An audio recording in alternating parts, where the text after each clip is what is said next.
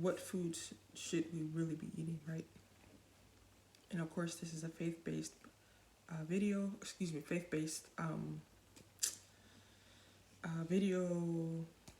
YouTube videos. I talk about God, I talk about Christ. Can't help it, it's in my blood. So I gotta go back to the Bible. I gotta go back to the beginning. I gotta go back to the basics, how we ate. And we gotta go back to Daniel. Daniel, when he got captured, him and his friends, Abednego, Shadrach, Meshach, and Abednego got captured. When all four of those guys got captured into Babylon, they made a stand to not eat the King Nebuchadnezzar's food. And what was his food? His food was delicacies. The Bible said they called it delicacies. Meats, wines, fancy breads.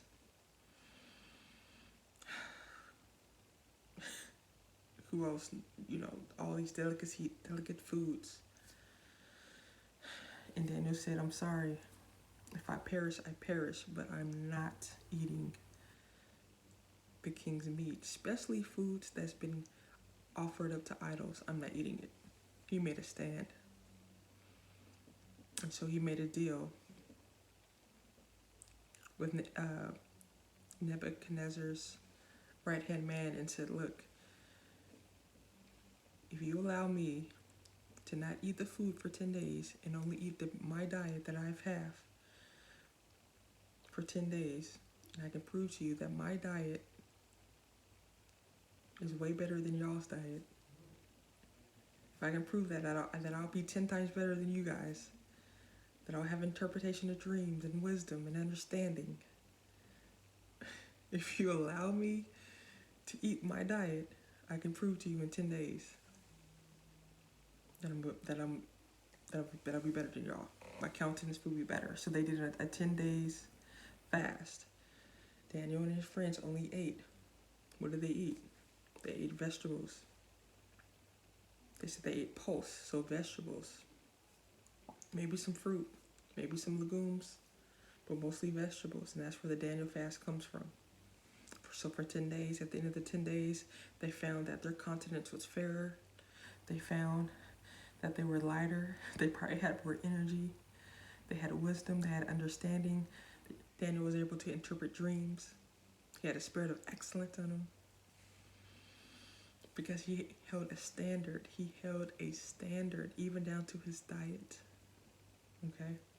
So this video is just to kind of just open up your mind. I want to, what's the word I'm looking for? I want to charge you, I guess. I want to motivate you, inspire you, invigorate you to do your own research on the foods that we've been taught to eat for so many years, that our ancestors been taught to eat for so many years, that we were forced this type of diet that goes against our bloodline. So I want to encourage you to do your own research. Don't just take my word for face value, but do your own research about the standard American diet and how it's slowly killing us. But right now, I want you just to start thinking, I gotta make a change. I have not been feeling like myself lately. I'm sluggish, I'm tired, I have no energy. I gotta make a change. And it starts with just the little things of changing our diet, okay? So I'm gonna give you a list real quick. It's a bonus. I'm gonna give you a list. And I know the rebuttal is, it's too expensive to eat healthy. That's a myth. It's a myth. It's too expensive to eat healthy.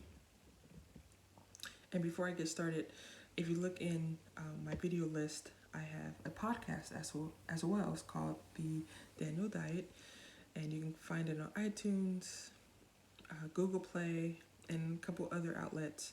But I break down the Daniel Diet in more depth, and I talk about just how important it is to embrace that diet versus the American Standard Diet. especially being a person of faith. That's how they ate. If we're gonna say we're men and women of God, we gotta eat the whole roll, not just half the roll. God said we're in the world, but not of the world. So we gotta make a stand like Daniel did and his friends did way back then when he was in Babylon, when he was with heathens, when he was with sinners. He still took a stand down to his diet. Even him praying 3 times a day. He said, I'm still gonna pray 3 times a day. If y'all kill me, y'all kill me. And that's how we have to be, even down to what we eat. Okay, y'all. So I made 2 lists. So first list I'm gonna read off is foods that have the least pesticides. This list, you can go and purchase these items without necessarily being organic. So this list can be non-organic, okay? And these have the lowest traces of pesticides, and that's according to the United States Department of Agriculture, okay?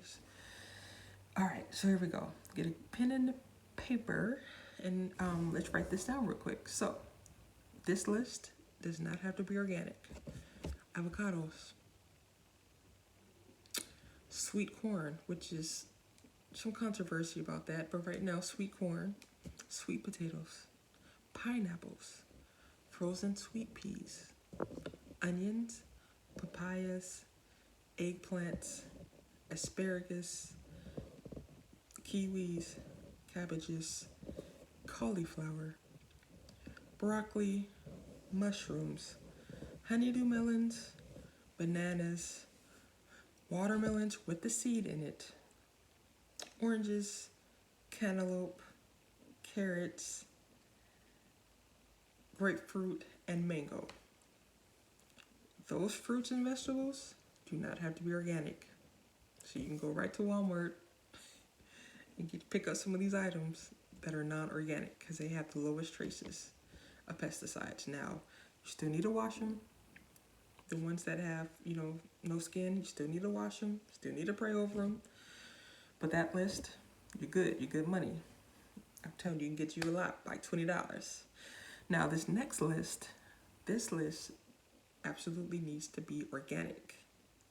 This list has the highest trace of pesticides, okay?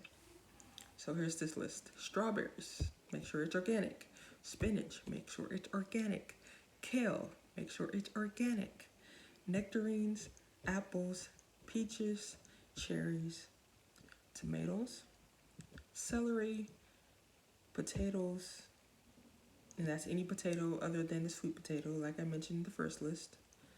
Cranberries, tangerines, plums, cucumbers, sweet bell peppers, and green beans. That list should be the organic list because they have the highest traces of pesticides. Okay? Now, to add to that list, and you can go to the grocery store, y'all, this week because we're building up our immune system because the virus going on. We're trying to get more energy. We're trying to, get more clarity. And it starts with our diet. It starts with the basics. So, to add to this list, let's add beans, black beans, kidney beans, any type of beans that you prefer. Let's add peas. Let's add grains. Let's add nuts and seeds. Okay, so this is baby steps. It's small steps. I'm here to encourage you, to invigorate you, to inspire you, to motivate you. And we are in this together, guys. Thank you so much for tuning in.